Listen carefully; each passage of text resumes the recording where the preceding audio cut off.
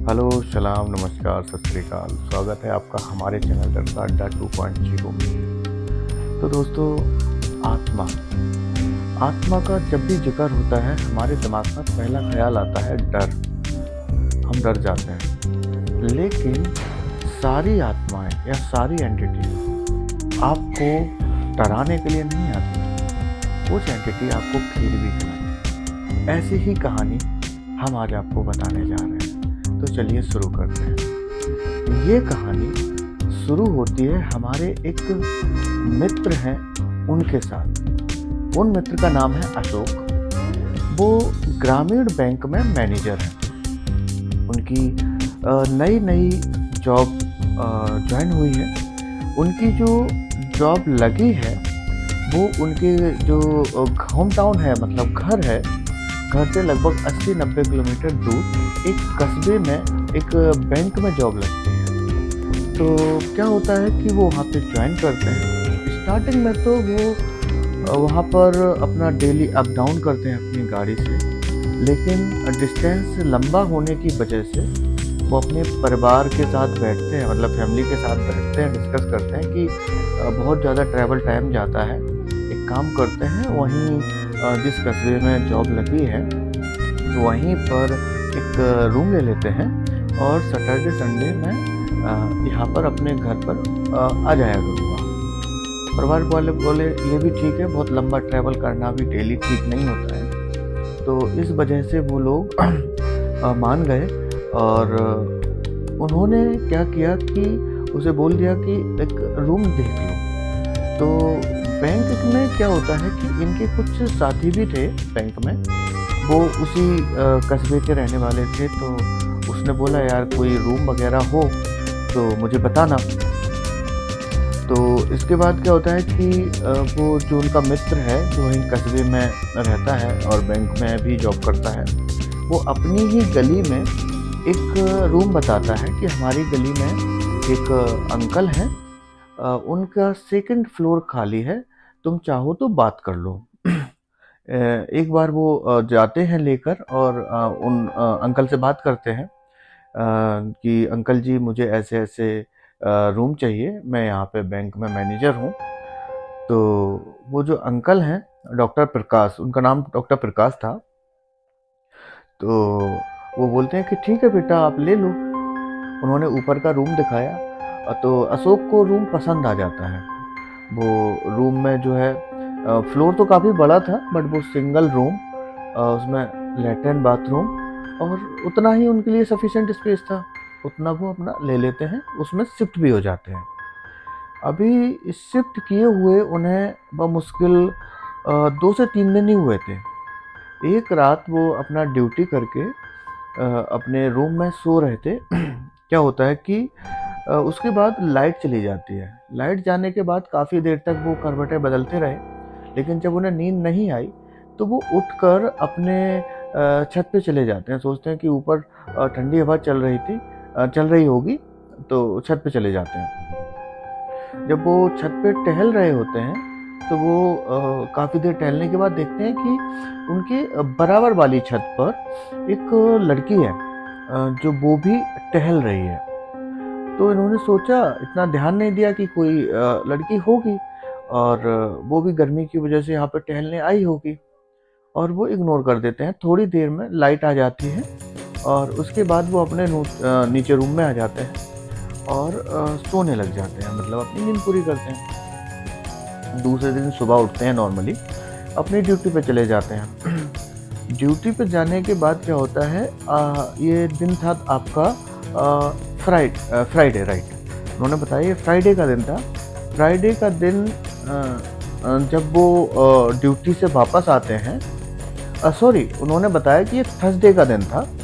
Thursday के दिन जब वो ड्यूटी से वापस आते हैं, वापस आने के बाद अगेन रात में सो रहे होते हैं। आज फिर लाइट चली जाती है। लाइट जाने के बाद क्या होता है कि आज भी कोशिश करते हैं, क्योंकि डेली नींद खराब हो रही है, सुबह ड्यूटी करना होता है, दिन में सोने का टाइम मिलता नहीं।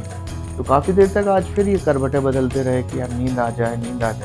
लेकिन गर्मी ज़्यादा होने की वजह से इन्हें नींद नहीं आई। तो इन्होंने क्या सोचा कि आज मैं ना छत पे ही सो जाऊँगा।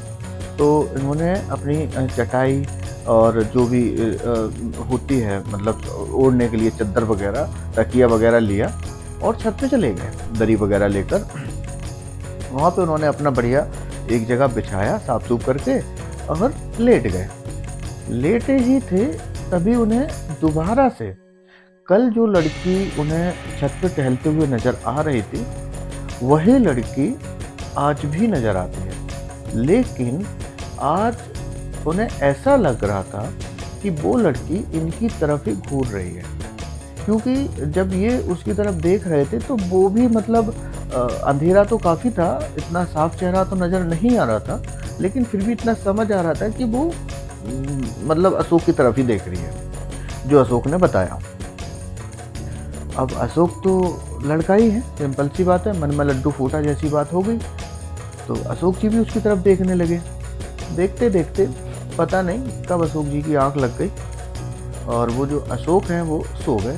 सुबह उठते हैं, अपना नीचे जाते हैं, फ्रेश व्रेश होके अपनी ड्यूटी चले जाते हैं। आज जो दिन था ड्यूटी का वो था फ्राइडे। सैटरडे संडे इनका ऑफ होता है, इसलिए इन्होंने क्या किया कि फ्राइडे शाम को ही ऑफिस से ही सीधा अपने घर निकल जाते हैं कि अब सीधा मंडे आ जाएंगे।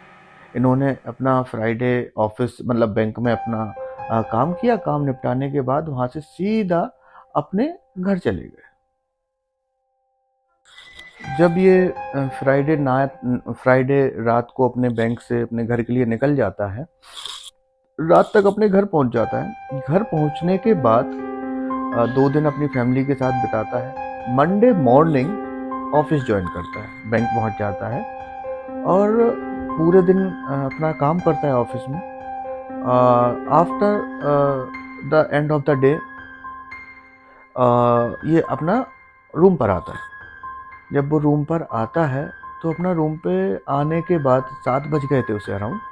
रूम पे आते ही अपना फ्रेश व्रेश होता है, क्योंकि पूरे दिन मतलब घर से चला आया सुबह से, उसके बाद ऑफिस में, और अब फ्रेश व्रेश होता है। फ्रेश जब हो ही रहा था, इवन कपड़े चेंज ही किए थे उसने, तभी उसका डोर नॉक होता है।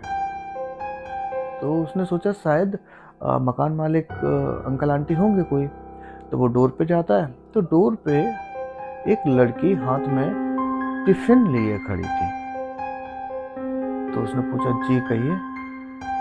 तो लड़की ने जी आप कौन, पहले उसने ये पूछा जी आप कौन कहिए, अशोक ने पूछा।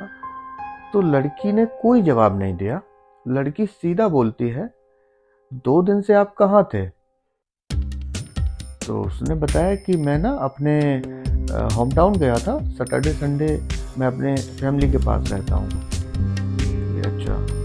और उसके बाद उसने जो हाथ में टिफ़िन ले रखा था वो अशोक जी की तरफ बढ़ा दिया, और उसके बाद में अशोक जी उसको ले लेते हैं और पूछते क्या है इसमें। तो वो बोलती है कि खीर है, आप खा लीजिए।